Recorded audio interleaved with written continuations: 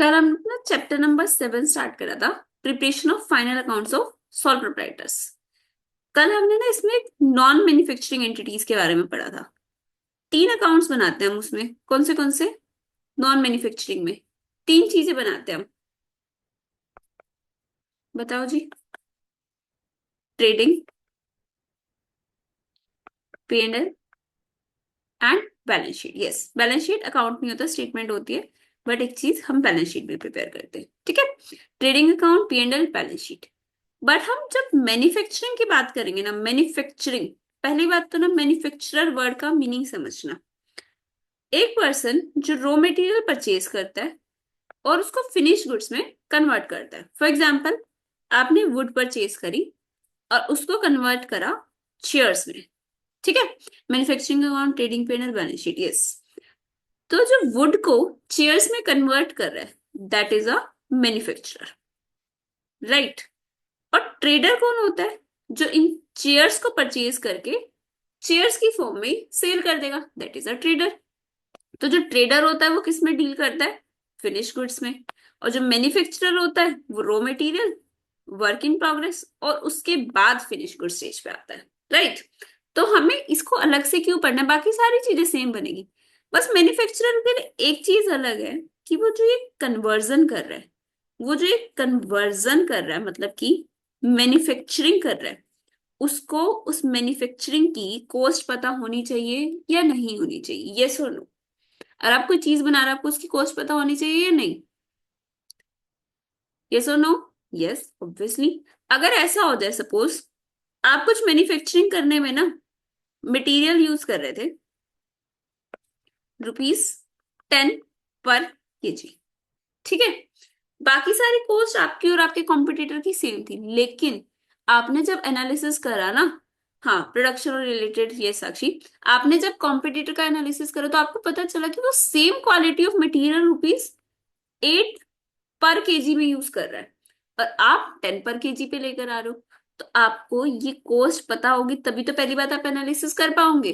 तो आपने देखा कि आप 10 पर केजी लेकर आ रहे हो, आपका कॉम्पिटिटर 8 पर केजी लेकर आ रहा है, तो उसकी ओवरऑल कॉस्ट आपसे कम हो जाएगी। अब अगर वो सेम प्राइस पे भी वो चीज बेचेगा ना, तो भी वो आपसे ज्यादा प्रॉफिट अर्न कर देगा। एग्जाम्पल, अगर आपकी मैन्युफैक्चरिंग कॉस्ट है ₹100 टोटल कॉस्ट, और उसकी है ₹80, ठीक है। सेलिंग प्राइस आपका है ₹150, और आपके कॉम्पिटिटर का भी है ₹150। बताओ, आप कितना प्रॉफिट अर्न कर रहे हो और कॉम्पिटिटर कितना प्रॉफिट अर्न कर रहे हैं? सपोज ये Sakshi and she is Vanshika, her competitor. बताओ जी, साक्षी कितना प्रॉफिट अर्न कर रही है? 50। एंड वंशिका 70। यस। तो आप एक चीज देख रहे हो, मार्केट में हमें लग रहा है कि दोनों सेम प्राइस पे चीज बेच रहे हैं, दोनों 150 पे सेल कर रहे हैं, लेकिन जब आपने इंटरनल एनालिसिस करा तो आपको पता चला कि वंशिका ज्यादा प्रॉफिट अर्न करे। क्यों? क्योंकि उसकी मैन्युफैक्चरिंग कॉस्ट कम है। तो आपको मैन्युफैक्चरिंग कॉस्ट पता होनी चाहिए कि हमारी कितनी आ रही है, हम कितना इसमें रिडक्शन कर सकते हैं, क्या चेंजेस कर सकते हैं, ठीक है। तो आपका मैन्युफैक्चरिंग कंसर्न के केस में एक मैन्युफैक्चरिंग अकाउंट अलग से बनता है, मैन्युफैक्चरिंग अकाउंट। इसके अलावा सब कुछ सेम बनता है। आपका ट्रेडिंग अकाउंट भी बनेगा, P&L भी बनेगा, बैलेंस शीट भी बनेगी। ये तीनों चीजें बिल्कुल सेम है, लेकिन एक अकाउंट अलग बनता है, मैन्युफैक्चरिंग अकाउंट। इसमें आपकी आती है, यस वंशिका, क्योंकि कम में खरीदा था आपने। तो मैन्युफैक्चरिंग अकाउंट में आती है आपकी कॉस्ट ऑफ मैन्युफैक्चरिंग। मेरे को बताओ फटाफट, कॉस्ट ऑफ मैन्युफैक्चरिंग में क्या क्या कॉस्ट आ सकती है?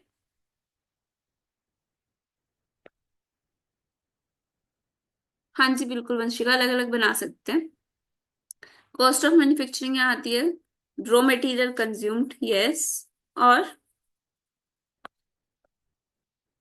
नहीं, फिनिश गुड्स नहीं आते। फिनिश गुड्स हमेशा ट्रेडिंग अकाउंट में आते हैं। मैन्युफैक्चरिंग में हमेशा आता है सिर्फ raw material consumed and work in progress, ठीक है। रॉ मटेरियल कंज्यूम्ड हम कैसे कैलकुलेट करते हैं? रॉ मटेरियल कंज्यूम्ड का फॉर्मूला, जल्दी से बताओ, रॉ मटेरियल कंज्यूम्ड का formula. Yes, opening stock plus purchases. कोई बात नहीं वंशिका, अब याद रखना, opening stock plus purchases minus closing stock.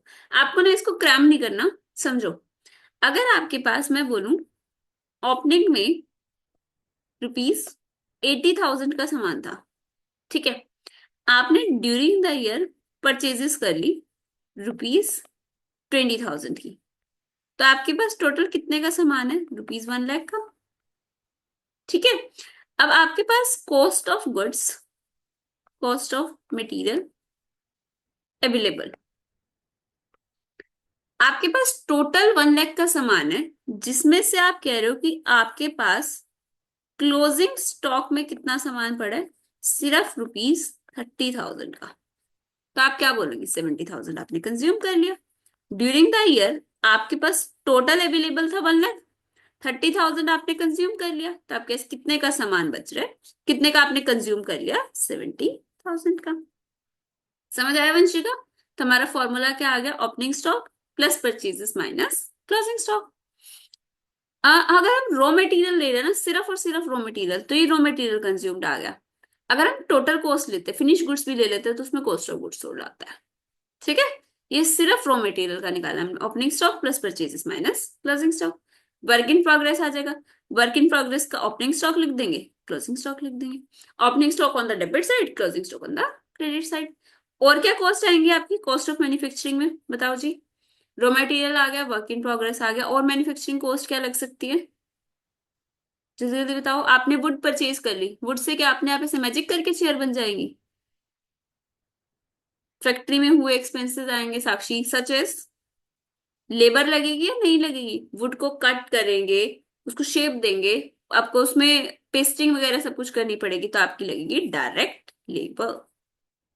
ठीक है, और आपकी क्या लग सकती है? Direct expenses, direct Fevicol cost.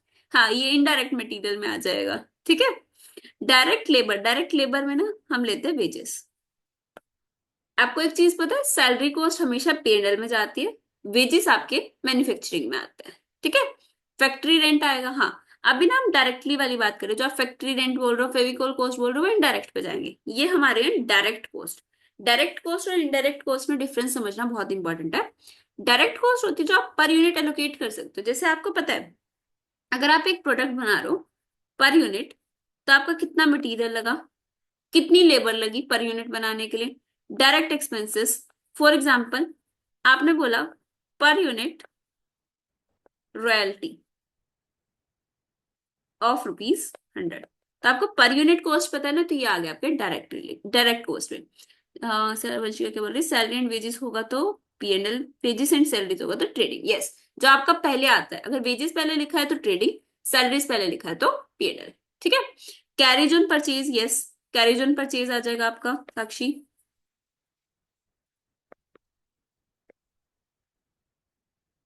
Yes, depreciation on machinery, depreciation on machinery, हर एसेट का डेप्रिसिएशन नहीं जाएगा, सिर्फ वो मशीनरी, वो प्लांट एंड इक्विपमेंट जो आपका फैक्ट्री में यूज हो रहा है, उससे रिलेटेड डेप्रिसिएशन जाएगा।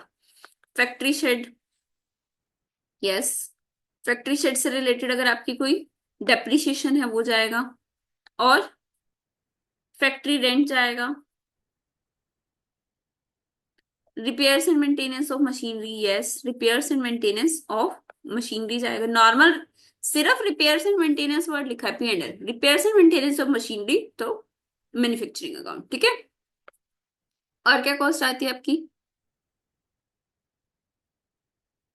हाँ जी, कोई आपका electricity expense, electricity and rent related to factory,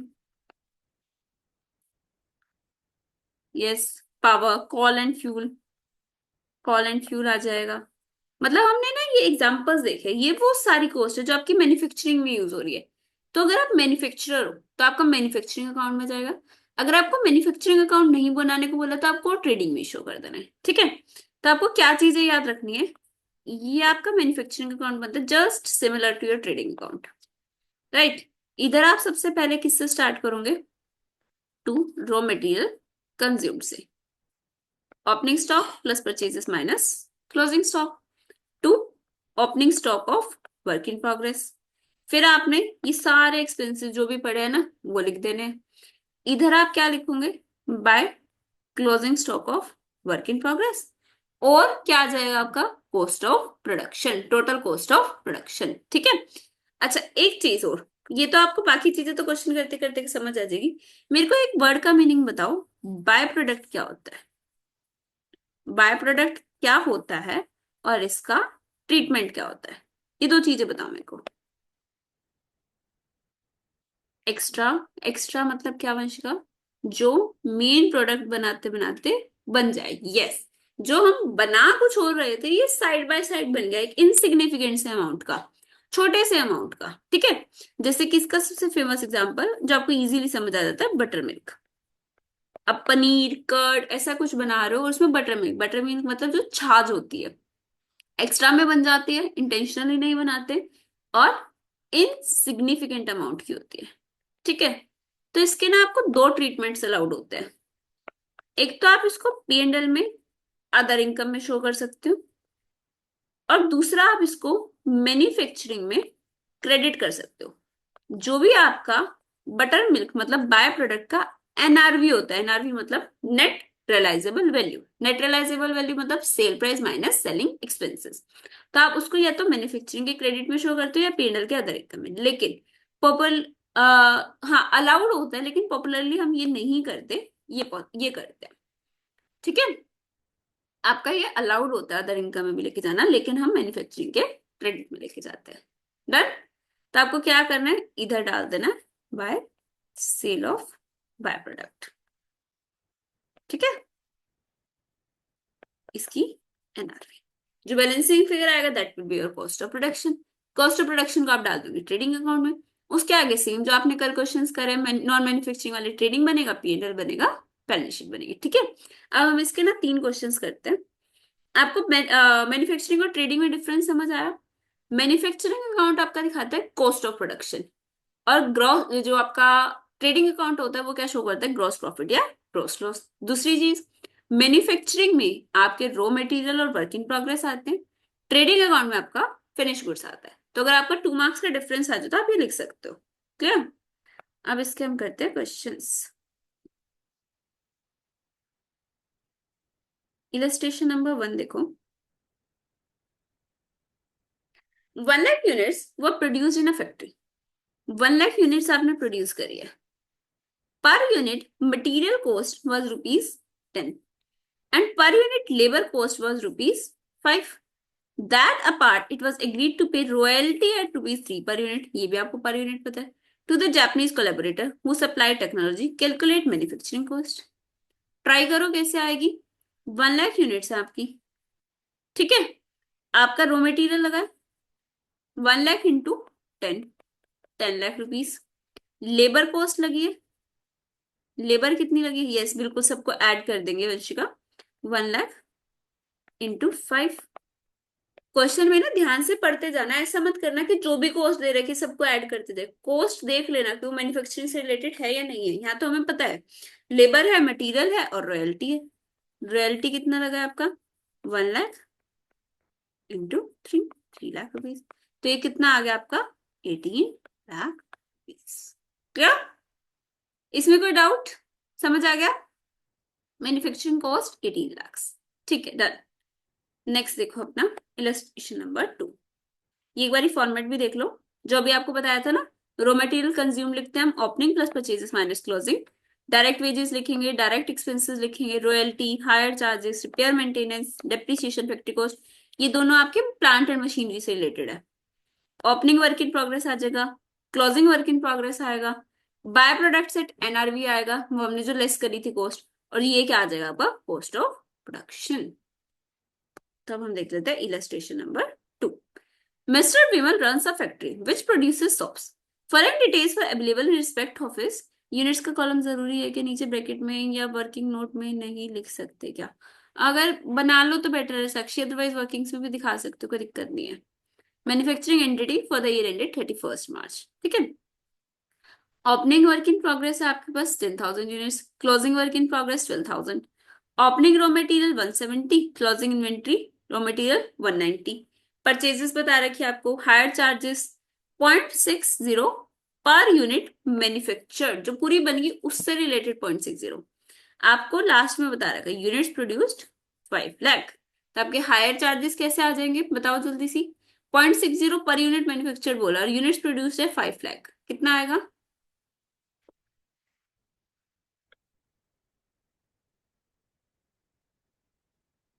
5 lakh into 0.6, yes Vanshika, 5 lakh into 0.6, 3 lakh.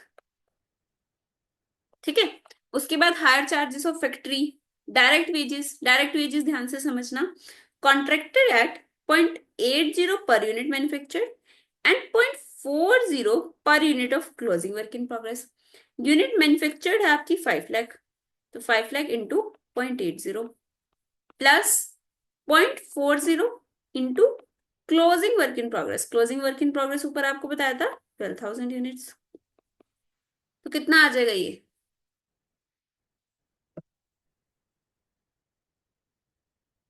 हाँ जी, कितनी कॉस्ट आएगी ये?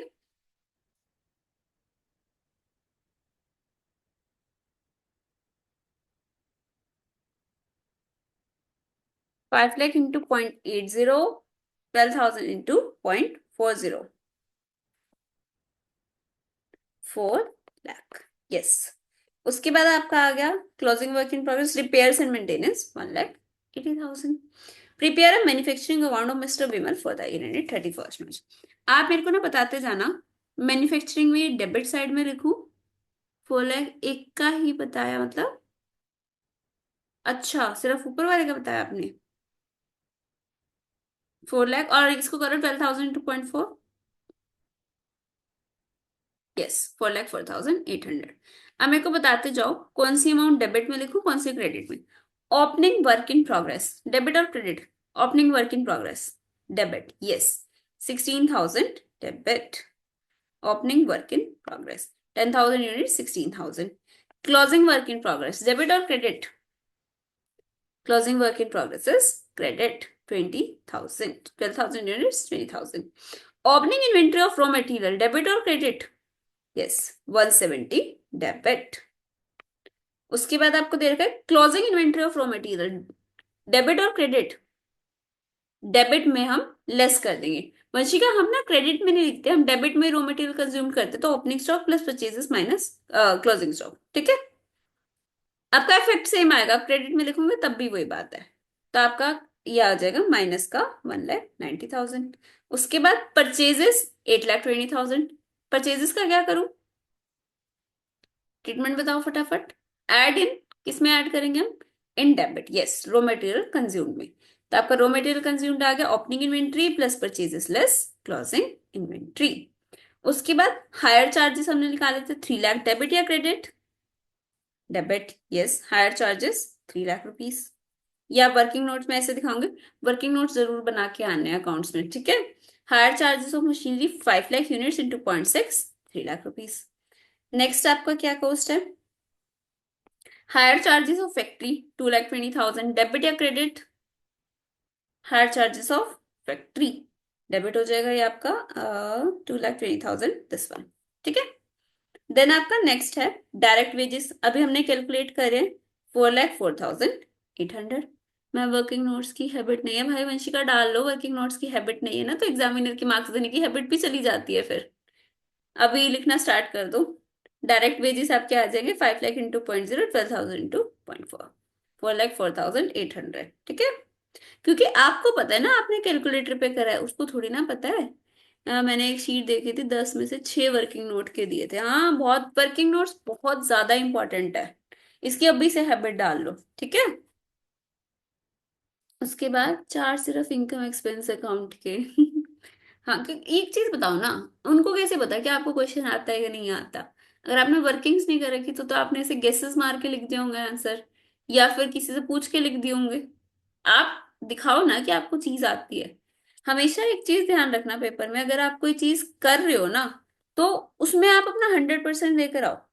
आपको 100% पेपर करना है, और उसमें अपना 100% देना है, जितना आप बेटर प्रेजेंट कर सको, कहीं पे भी मार्क्स कट करने का स्कोप छोड़ना ही नहीं है बिल्कुल भी। ठीक है। अकाउंट्स ऐसा सब्जेक्ट है जिसमें आपको 90+ टारगेट लेके चलना है। ये 40 50 60 ये वाला नहीं, 90+ के टारगेट लेके चलो, इट्स पॉसिबल। क्लियर। फिर आपका आ गया डायरेक्ट वेजेस हो गए। Closing work in progress. Closing work in progress कहाँ पे लिखूं? हो गया, क्लोजिंग वर्क इन प्रोग्रेस तो ऊपर लिख लिया था, ठीक है। रिपेयर्स एंड मेंटेनेंस ये कहाँ पे आएगा? Repairs and maintenance 1,80,000। Here is your repairs and maintenance. ये सारी आपकी कॉस्ट आ गई, 16,000, 8 लाख, ये सारी कॉस्ट।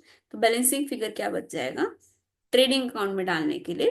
Cost of goods. 90+ लेके चलेंगे तब जाके 75 तक आएंगे। नहीं, आप 90+ लेके चलो, 90+ ही लेकर आना वंशिका, 75 तक भी क्यों लाने हैं? आप सोचो ना, आपको लाइफ टाइम फ्रॉन्ट करने में कितना मजा आएगा, मेरे सीए में 90 मार्क्स आए, कितना अच्छा लगेगा। और ऐसा तो कुछ भी नहीं है जो आपको ना समझ आ रहा हो, और क्वेश्चंस इन्हीं में से आता, रिपीट होती है चीजें बहुत ज्यादा। इनको अच्छे से प्रैक्टिस करना है, ठीक है। हाँ हाँ, और बनेगा साक्षी। इलस्ट्रेशन नंबर 3 देखो, 2 समझ आ गया आपको? बैलेंसिंग फिगर आपका क्या आएगा? ट्रेडिंग अकाउंट में आप ट्रांसफर कर दोगे, मैन्युफैक्चरिंग हमेशा सबसे पहले बनता है। ट्रेडिंग अकाउंट में ट्रांसफर कर दोगे cost of finish goods transferred. ये आपने क्या करा है? फिनिश गुड्स बनाने की कॉस्ट ट्रांसफर करी है, ठीक है। थर्ड क्वेश्चन देखो, स्टार मार्क कर लो, ये क्वेश्चन आपको अच्छे से करके जाना है। इसमें आपसे manufacturing account, trading account, P&L account, balance sheet सब पूछा हुआ है। पूरा आपका रिवाइज हो जाएगा chapter. On 31st March 2022, the trial balance of Mr. White were as follows. Trial balance दे दिया आपको। Following additional information is available. एक चीज बताओ मेरे को, एडिशनल इन्फॉर्मेशन का मतलब क्या होता है? वो ट्रायल बैलेंस में एडजस्टेड है या नहीं है? नहीं है, आपको अलग से एडजस्ट करना है, ठीक है। तो आपको बोला क्लोजिंग स्टॉक्स दे रखे हैं, stocks on 31st March, raw material, finish goods, semi finish goods, ये सारा लिख लेंगे, दो जगह इफेक्ट होगा, बिल्कुल साक्षी। उसके बाद आपको बताया, अब तो ये देखो क्लोजिंग स्टॉक्स दे रखे हैं, बताओ कौन सी दो जगह इसका इफेक्ट आएगा? क्लोजिंग स्टॉक कल हमने देखा था एडजस्टमेंट में।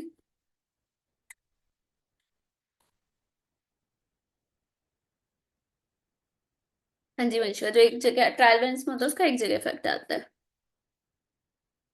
यस, क्लोजिंग स्टॉक का नहीं, सारा मैन्युफैक्चरिंग में नहीं होगा, पहली बात तो क्लोजिंग स्टॉक है, डेबिट नहीं होगा, क्रेडिट होगा, ठीक है। आपका रॉ मटेरियल मैन्युफैक्चरिंग में होगा, फिनिश गुड्स ट्रेडिंग में होगा, और सेमी फिनिश गुड्स मैन्युफैक्चरिंग में होगा, ठीक है। ये सारा आपका क्रेडिट होगा। उसके बाद आपको बोला और कहाँ पे शो होगा ये? बैलेंस शीट में। दो फैक्ट्स आ गए आपके। बैलेंस शीट में क्यों आएगा? क्योंकि क्लोजिंग स्टॉक आपका एसेट होता है। हाँ, semi finish means work in progress, balance sheet में एसेट साइड में। डन। फिर आपको बोला salaries and wages unpaid for March 22 were respectively 900 and 2000। क्या करेंगे इनका? सैलरीज अनपेड है 900, वेजेस अनपेड है 2000। Yes, outstanding. तो आपका सैलरीज एंड वेजेस, सैलरी 900 की आउटस्टैंडिंग है, तो हम इसको ऐड कर देंगे सैलरीज में। कहाँ पे आपका सैलरी प्लस 900, तो इसका इफेक्ट क्या आएगा? तो P&L में सैलरी में ऐड हो जाएगा और आउटस्टैंडिंग लाइबिलिटी में शो हो जाएगा। दूसरी बात, वेजेस कितनी है आउटस्टैंडिंग? 2000। आउटस्टैंडिंग वेजेस की तरह इधर 2000, तो ये आपका कहाँ कहाँ पे इफेक्ट आएगा? एक तो मैन्युफैक्चरिंग में, वेजेस हम मैन्युफैक्चरिंग में लिखते हैं, और आउटस्टैंडिंग लायबिलिटी में। आप जब भी एडजस्टमेंट करो ना, इसका इफेक्ट लिख लिया करो जहां जहां पे आ रहा है। अदरवाइज पता है क्या करोगे आप? ट्रायल बैलेंस से बनाना शुरू करोगे, सैलरी लिखोगे 10,000 और आगे चले जाओगे, एडजस्टमेंट बाद में देखोगे। तो आप साथ साथ एडजस्टमेंट करते चलना, ठीक है। तो पहले, सबसे पहले आपको एडजस्टमेंट पढ़नी है, उसका इफेक्ट देख लो, ट्रायल बैलेंस में मार्क कर लो कहाँ कहाँ पे आएगा। Next, machinery is to be depreciated, question paper में मार्क नहीं करने देते। मैं पहले एडजस्टमेंट वाले, पहले ट्रायल बैलेंस में स्टार कर देती, फिर एक ट्रांसफर। छोटा छोटा मार्क कर सकते हो वंशिका, इतना कुछ नहीं है, बहुत ज्यादा हाईलाइट मत करना, लाइट लाइट मार्क कर सकते हो। Machinery is to be depreciated by 10% and office furniture by, करने नहीं देते बिल्कुल भी। आपके वहां थोड़ी ज्यादा स्ट्रिक्टनेस होगी, ऐसा तो नहीं, डॉट भी हम कर लेते हैं थोड़ा बहुत तो। मैं तो बिल्कुल, हाँ बिल्कुल, मैं भी ऐसे ही कर कर आई थी। अगर देखो अलाउड होता है ना तो कर लेना, नहीं होता तो कुछ नहीं कर सकते। नहीं होता तो आप क्या करना, आंसर शीट में एक लास्ट पेज पे, बिल्कुल लास्ट पेज पे वर्किंग्स करके रख लेना, वर्किंग्स करके लिख लेना, और उसमें ना लिखते जाना किस किस में एडजस्टमेंट है, वेजेस, सैलरी, ऐसे छोटे छोटे वर्ड्स लिख लेना, कीवर्ड्स आपके लिए, ठीक है। Machinery is to be depreciated 10%, office furniture 7.5%। Machinery आपका 10% डेप्रिशिएट होगा, मशीनरी मशीनरी मशीनरी हीरा माइनस 10%, और फर्नीचर आपका डेप्रिशिएट होगा 7.5%। हाँ जी, तो आपका फर्नीचर का डेप्रिसिएशन जाएगा पीएनएल में, और मशीनरी का डेप्रिसिएशन जाएगा मैन्युफैक्चरिंग में, ठीक है। तो इसके दो इफेक्ट क्या आएंगे, एक तो यहाँ पे आपका डेप्रिसिएशन शो हो जाएगा, दूसरी बात बैलेंस शीट में एसेट में से कम हो जाएगा। तीसरी चीज, provision for doubtful debts is to be maintain at the rate 1% of sales. Sales का 1% करना है, याद रखना। जनरली आपका डाउटफुल डेट्स किस पे होता है, ट्रेड उस पे डेटर्स पे, लेकिन यहाँ क्या कह रहे हैं 1% ऑफ सेल्स। सेल्स किधर है आपकी, yes, eight the rate 1% provision. तो आपका प्रोविजन का अमाउंट क्या होगा, एक तो पीएनएल में जाएगा और डेटर्स में से लेस हो जाएगा, ठीक है। Office premises occupy 1/4 of total area. ये पता है आपको क्यों बता रहे हैं, क्योंकि रेंट दे रखा है आपको 6,000, इसमें से 1/4 ऑफिस का है, तो बचा हुआ 3/4 किसका हो जाएगा, फैक्ट्री का। ऑफिस वाला पीएनएल में चला जाएगा, और फैक्ट्री वाला आपका कहाँ पे चला जाएगा, मैन्युफैक्चरिंग में, ठीक है। Lighting is to be charges 2/3 to factory and 1/3 to office. Lighting 2/3, 1/3, 2/3 किसका था,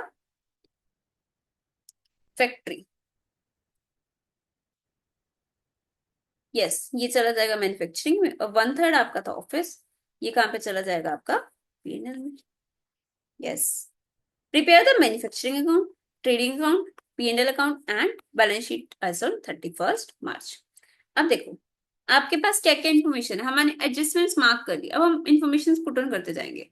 आप मेरे को बताते जाना फटाफट कहाँ पे शो करूं। रॉ मटेरियल का ओपनिंग स्टॉक कहाँ पे जाएगा, debit of raw material, opening stock debit of manufacturing, ये आ गया आपका opening stock of raw material. उसके बाद वर्क इन प्रोग्रेस का ओपनिंग स्टॉक कहाँ पे जाएगा, 9500, opening stock of work in progress 9500। Then आपका नेक्स्ट क्या चीज है, फिनिश्ड गुड्स का ओपनिंग स्टॉक, ध्यान से सोच के बताना, फिनिश्ड गुड्स का ओपनिंग स्टॉक ट्रेडिंग में जाएगा, यस, ये मैन्युफैक्चरिंग में नहीं जाता, तो आपका ट्रेडिंग अकाउंट में opening stock of finished goods आ जाएगा। नेक्स्ट देखो, सन्ड्री डेटर्स 24,000 कहाँ पे शो होंगे, assets in balance sheet 24,000 sundry debtors, ये रहा। इसमें अभी हमें प्रोविजन की एडजस्टमेंट भी करनी है, वो भी देखेंगे, ठीक है। फिर आपका क्या आ रहा है, प्रोविजन की एडजस्टमेंट हम करते हैं, आपका 1% प्रोविजन बनाना है, 167,200 का 1% कितना होगा, 1672, लेकिन इसमें ऑलरेडी प्रोविजन बना हुआ 1650 का, तो आपको न्यू प्रोविजन कितना बनाना है, सिर्फ और सिर्फ 22 रुपीज का। कहां से चार्ज करोगे 22 रुपीज, कौन से अकाउंट से, 22 रुपीज का प्रोविजन, यस, पीएनएल से। तो आपका 22 रुपीज का प्रोविजन चार्ज हो जाएगा पीएनएल से। ये नोट्स देख लो, 1672 का बनाना है, 1650 का ऑलरेडी है, तो 22 का आपने अब बना दिया, और अपने ट्रेडर्स में से इसको डेटर्स में से लेस कर देंगे 1672। याद रखना आपको नए वाला लेस करना है, टोटल अमाउंट लेस करना है ना, 1672 आप लेस कर दोगे, ठीक है जी। तो आपकी एडजस्टमेंट कंप्लीट होगी प्रोविजन वाली। नेक्स्ट आपको बोला carriage on purchases 1500, carriage on purchases कहां पे शो करूं, yes, debit on manufacturing, carriage on purchases.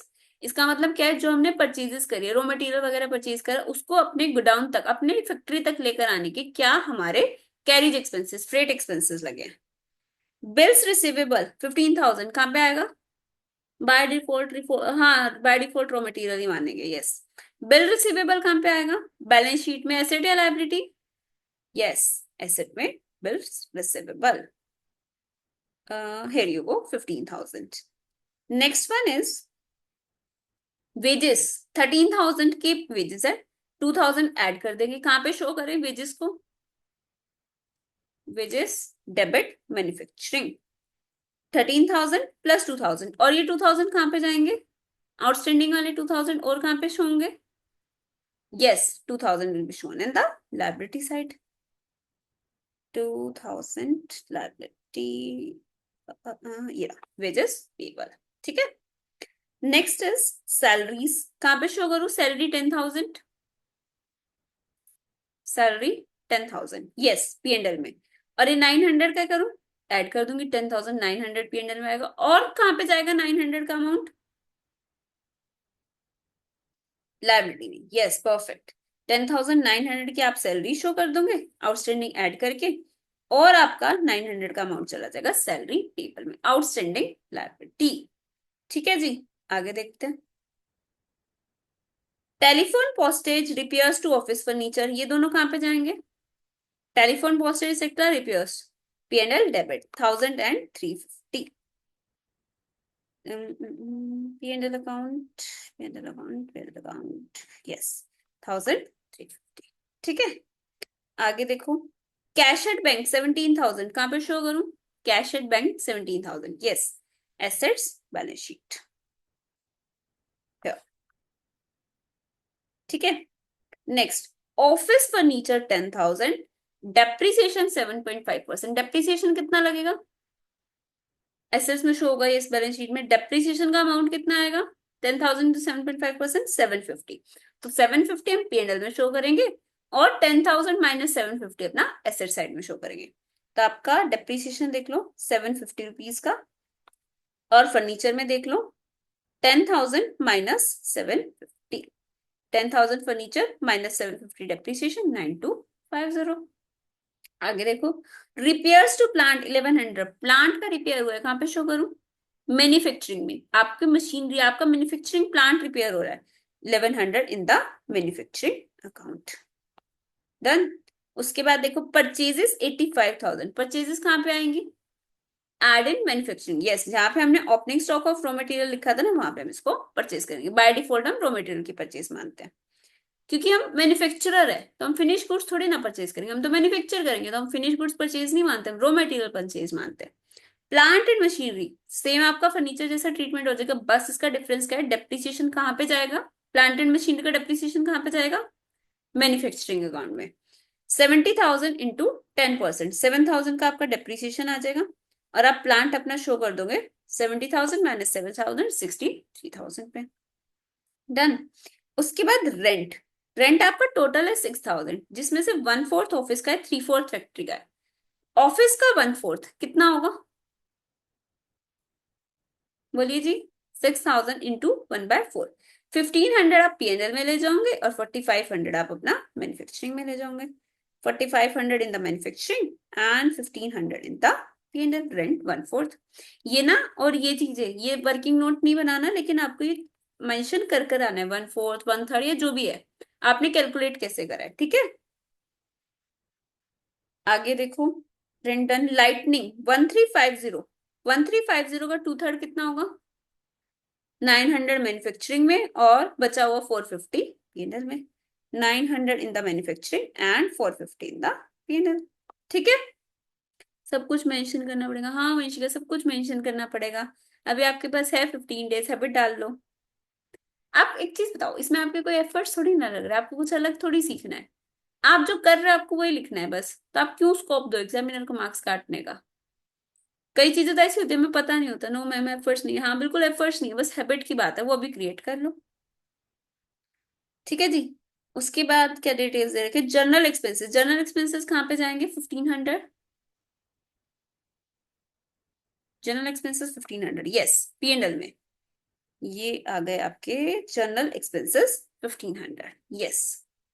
नहीं साक्षी, मैन्युफैक्चरिंग में डेबिट नहीं होंगे. जनरल एक्सपेंसेस होते हैं normal day to day expenses, manufacturing से रिलेटेड नहीं है वो. जैसे कोई छोटा मोटा पोस्टेज का खर्चा हो गया, कोई पर्सन आ गया उसको चाय कॉफी पिला दे, कुछ भी एक्सपेंसेस मिसलिनियस. ठीक है. फिर आपका आ जाएगा general expenses. Done. Yes. Sundry creditors 15,000. Bills payable 7,500. कहाँ पे शो करूँ इनको?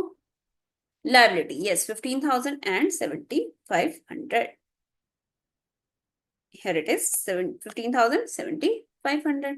नेक्स्ट आपका आ गया 2,500. Sale of scrap. याद करो, सोच के बताओ. Yes, by product, sale of scrap और बाय प्रोडक्ट की सेल आपकी मैन्युफैक्चरिंग में से लेस हो जाती है। स्क्रैप का मतलब पता है क्या होता है? कोई छोटे मोटे कार्टन थे, गत्ते के डब्बे, कोई ऐसे ही खराब मटेरियल बन गया, आपने सस्ते में बेच दिया, दैट इज स्क्रैप। तो उसको आपने सेल करा ना, मैन्युफैक्चरिंग में से लेस कर देते 2500। Here it is. नेक्स्ट आपकी कॉस्ट क्या है? 450 कमीशन रिसीव्ड। कहाँ पे शो करूं कमीशन रिसीव्ड? P&L में credit. Yes, this is your indirect income 450। उसके बाद this one is done. Provision for doubtful debts is done. Capital account 1 lakh कहाँ पे शो होगा? Capital account 1 lakh। कैपिटल साक्षी, capital, yes, liabilities में capital account ₹1 lakh। Then आपका क्या है? Sales 167,200। Sales कहाँ पे शो होंगी? सेल्स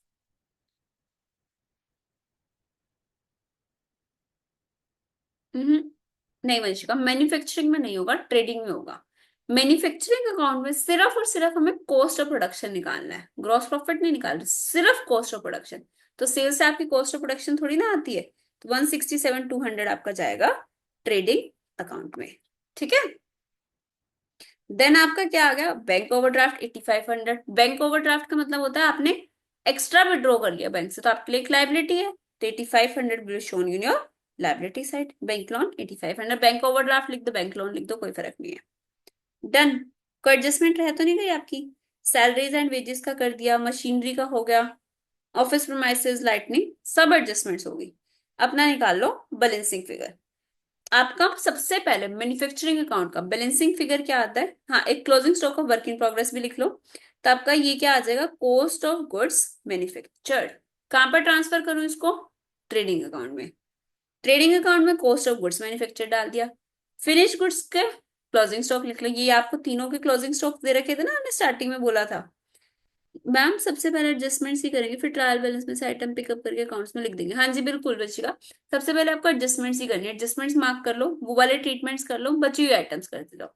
पता है ये चीज ना, आप हैबिट डाल लो अभी से कि आपको एडजस्टमेंट सबसे पहले करनी है, उसके बाद बचे हुए आइटम्स करने हैं। आगे आप चैप्टर्स करोगे इंटर लेवल पे आके, कैश फ्लो जैसे चैप्टर्स करते हो, या फिर जैसे अभी आप फाइनल अकाउंट्स बना रहे हो ना, वैसे आप फाइनल अकाउंट्स बनाते हो शेड्यूल 3 के अकॉर्डिंग। ऐसे बहुत सारी चीजें होती है, तो आपको हैबिट होनी चाहिए कि सबसे पहले आप क्या करते हो? एडजस्टमेंट्स, उसके बाद बची हुई चीजें। एडजस्टमेंट करते तो तीनों अकाउंट साथ साथ बनाते, फटाफट होता क्वेश्चन। हाँ जी बिल्कुल, फटाफट आपका क्वेश्चन हो जाएगा, सारे अकाउंट्स आप साथ साथ बनाते जाओ। ठीक है। अब आपका आ गया ट्रेडिंग अकाउंट।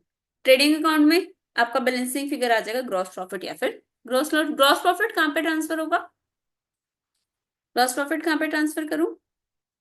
P&L में। यस, ये आ गया आपका ग्रॉस प्रॉफिट।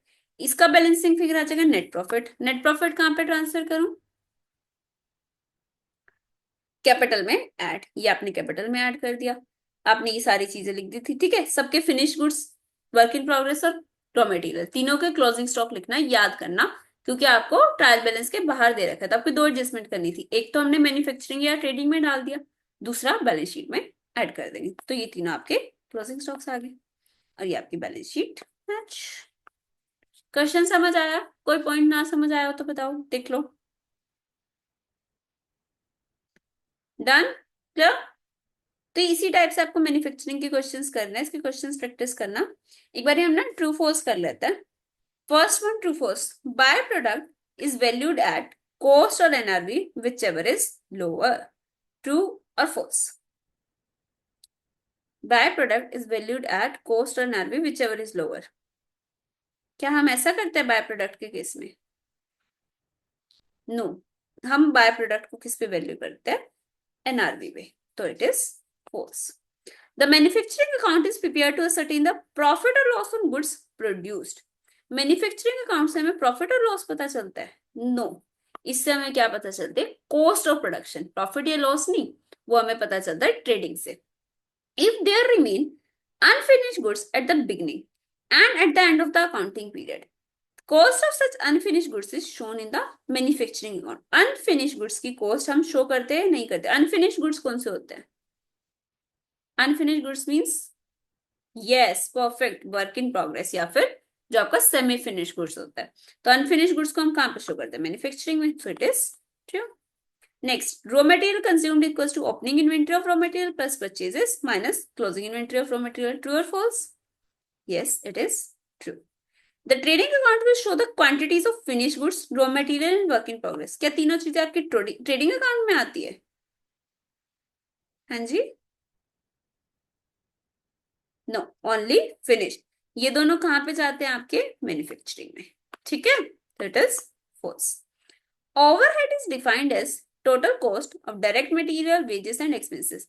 ओवरहेड्स, ओवरहेड्स क्या आपके डायरेक्ट वाले होते हैं? नहीं, ओवरहेड्स आर इनडायरेक्ट। जैसे कि अगर मैं बोलूं रेंट ऑफ फैक्ट्री, क्या आपको एग्जैक्टली पता होगा कि कितनी यूनिट, कौन सी यूनिट बनाने के लिए कितना रेंट पे कर रहे हो? अगर आप एक क्लासरूम में बैठे हो, वहां का आपका रेंट जा रहा है एग्जाम्पल के लिए 20,000, तो क्या हमें पर स्टूडेंट उसको एलोकेट कर सकते हैं? नहीं। हो सकता है कभी 10 स्टूडेंट बैठे हो, कभी 15 बैठे हो, कभी 50 बैठे हो, हमें तो नहीं पता, पर not separable. Manufacturing account is prepared by an enterprise engaged in trading activities. क्या ट्रेडर्स मैन्युफैक्चरिंग अकाउंट बनाते हैं?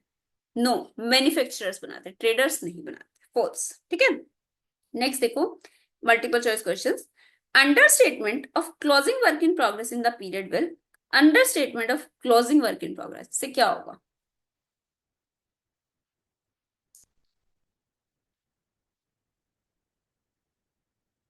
इन्वेंट्री वाला चैप्टर याद करो, बताया था अगर आपका क्लोजिंग स्टॉक कम हो रहा है तो प्रॉफिट कम होगा या ज्यादा होगा? डायरेक्ट रिलेशन होता है या इनडायरेक्ट? क्लोजिंग स्टॉक और प्रॉफिट का कम, यस, डायरेक्ट रिलेशन होता है, तो ये understate net income of that period. Sales is equals to,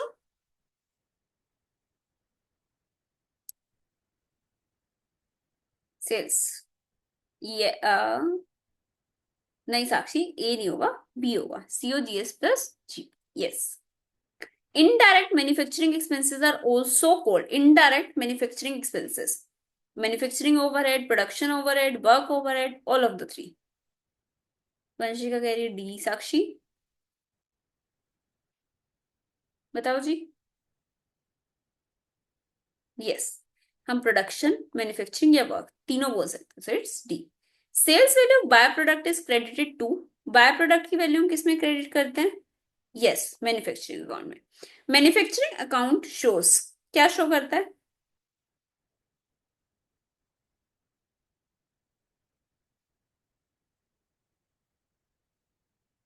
ना ए, ना बी, ना C, it is D. Question समझो। Manufacturing account shows total cost of manufacturing the finish products, ये भी ट्रू है। It provide details of factory cost, factory की तो cost डाल रहे हैं ना, फैक्ट्री से related material, labour, rent, lightning expense, सब कुछ फैक्ट्री वाला डाला, ठीक है? हाँ जी।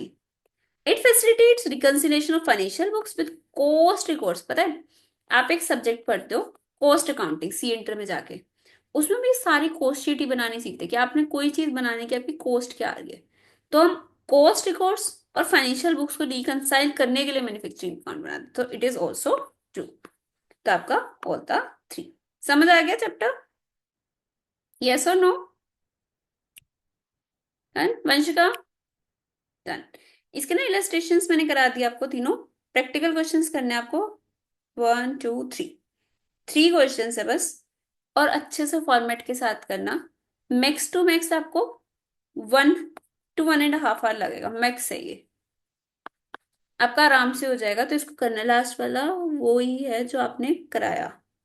कौन सा वाला लास्ट? हाँ बिल्कुल सिमिलर क्वेश्चन है ये, आराम से हो जाएगा ये तो। बाकी भी हो जाएंगे, छोटे छोटे क्वेश्चन ही है, ठीक है?